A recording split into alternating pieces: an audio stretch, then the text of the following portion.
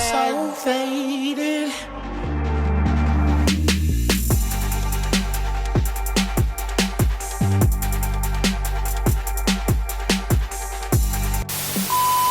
We interrupt our program to bring you this important message. Look at the board and then look at the transmission. Look how this engine sits in this car. This is absolutely ridiculous.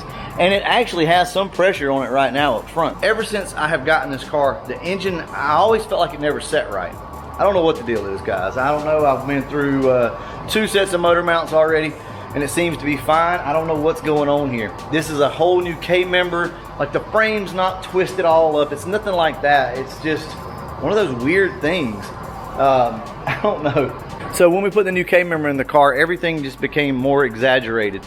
If you don't know, you can see this thing just leaning like hell. So if you guys don't know, you have to trim like this little stud, this little nub that's on your motor mount. You have to trim that off sometimes because they don't work on all of these K-members. Now, before you guys ask, yes, these are the convertible mounts. I've tried them all in the past, and yeah, whatever. So my motor sits sideways, sits crooked. That needs to be fixed. So what we have, I actually don't know where they're at. I think they're over here. So what we have are the Maximum Motorsport motor mounts.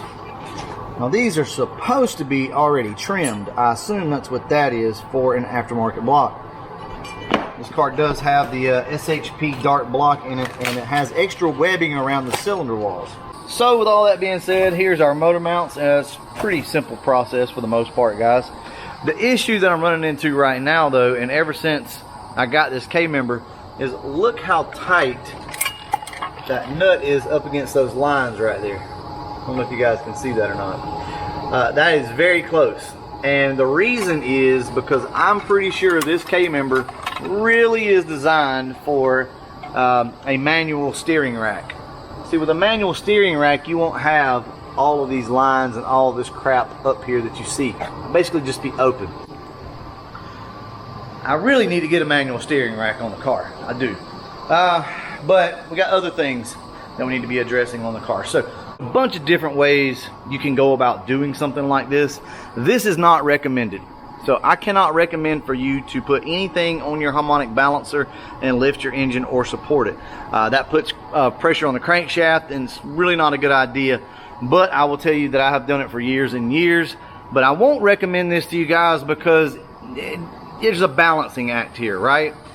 Like, I'm also going to have pressure back here on the transmission just a little bit to just ever so slightly keep the engine elevated. Now this should work just fine. But like I said, certain things I just won't tell you to do because you really could mess something up. Especially if you're trying to hold the whole weight of the engine up just by the front of it up there on the harmonic balancer. So either way, I'm going to get you guys set up on the head mount, and I want to see if we can go ahead and get these motor mounts off the car. Takes a 21 millimeter. And a lot of times you just have to kind of wedge this thing in. It's not the best, but sometimes it works.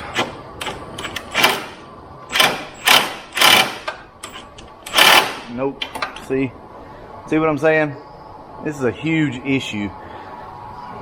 Alright, so it's like this. Here's where we're at with this, guys. If I don't go ahead and bend this out of the way, I'm going to mess that nut up right there so bad that I'm probably not going to ever get anything on it. Worst thing that happens here, we break a line, or we bend a line, or we bust one, whatever the case may be, and I have to go manual steering rack. You know what I mean? It's one of those situations.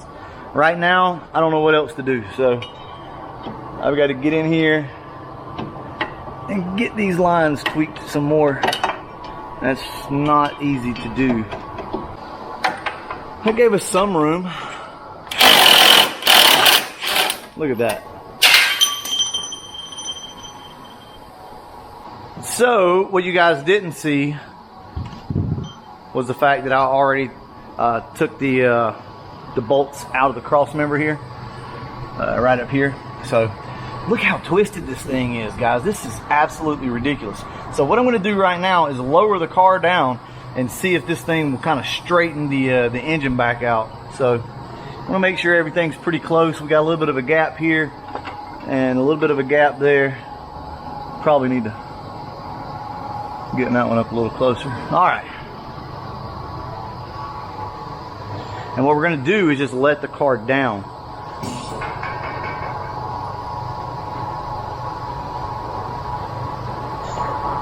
Okay.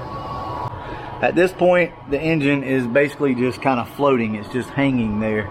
I think we've got enough clearance. I'm gonna go ahead, unbolt everything, and see what we got. See if we can go ahead and get these new motor mounts on. Catch you guys in just a few. This side was a pain in the ass. Trust me when I tell you, it was not fun. All right. So everything is tight. Everything looks good. This side is already kind of down in place. I want to go ahead and say this now. If you have an aftermarket K-member, just go ahead and go with solid motor mounts or something aftermarket.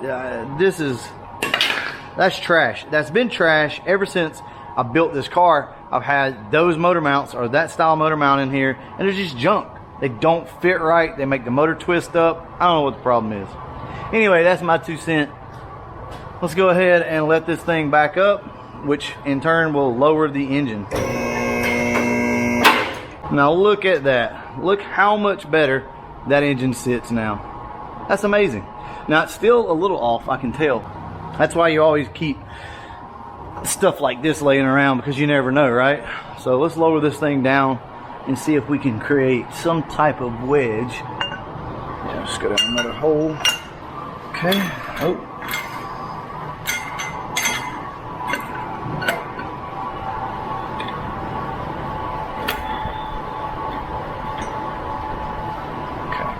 Make sure this thing's pretty straight for the most part, straight as we can get it anyway. Now what we want to do here is balance out the engine.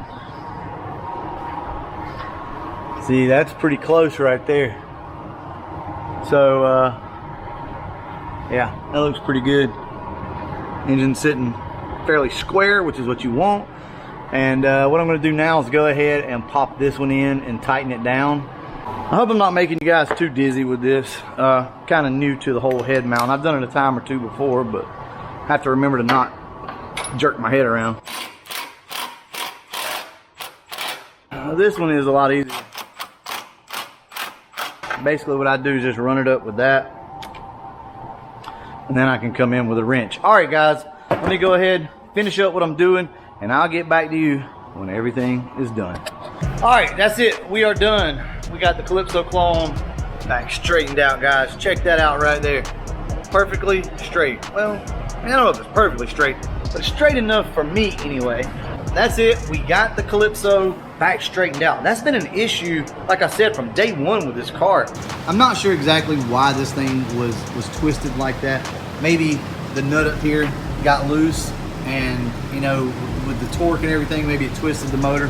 I'm not sure, but this is what I want to leave you guys with. If you were wondering what works with an aftermarket block and an aftermarket K-member, these Maximum Motorsports mounts are perfect. I'm not gonna lie, I was unsure about it. I kept looking and looking and looking. I never really found anything. I ran across one forum from back in the day where somebody said, try the Maximum Motorsports mounts.